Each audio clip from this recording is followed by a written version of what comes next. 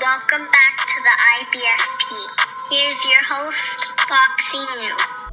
Welcome back, fight fans. Welcome back. Let's just dig right into it. Oscar De La Hoya goes in on the IBF. Basically, their decision to strip Canelo's and even threatens legal action. And let's just break it down. Oscar De La Hoya made this statement to BoxingScene.com, and he stated, "We're extremely disappointed at the IBF for forcing the world's best fighter to relinquish his world title. We have been in serious negotiations with Sergey Derevyanchenko's promoter. We offered, a team an unprecedented amount of money for a fighter of his limited stature and limited popularity, but the truth is that I'm now certain they never had any intention of making a deal, but instead they wanted to force us to relinquish Canelo's belt. This is an insult to boxing, and more importantly, an insult to the boxing fans of the world. This decision validates already existing concerns about the credibility of the IBF championship.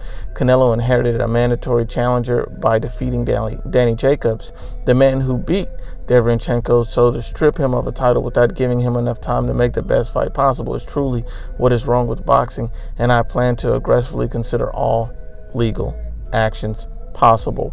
So we just want to break down, Oscar De La Hoya's statements and things. I'll say the IBF is a pretty reputable title. They pretty much make a decision and they stick to it for the most part. I give the IBF that credit, and I respect them more than the WBC. When you see the WBC, they have these fiascos where they making guys like Dillian White wait over 600 days to become Deontay Wilder's mandatory and things like that. But the IBF doesn't have those situations.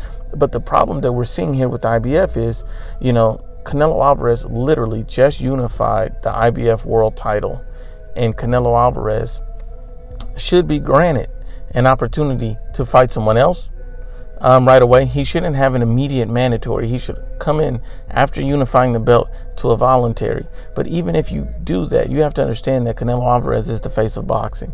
Canelo Alvarez was offering him millions of dollars, and Sergey Derevyanchenko was looking to hit the lottery. He was looking for a giant payday, and that's ridiculous. And the fact that the IBF was forcing that to happen, I lend credibility to what De La Hoya is saying to that degree.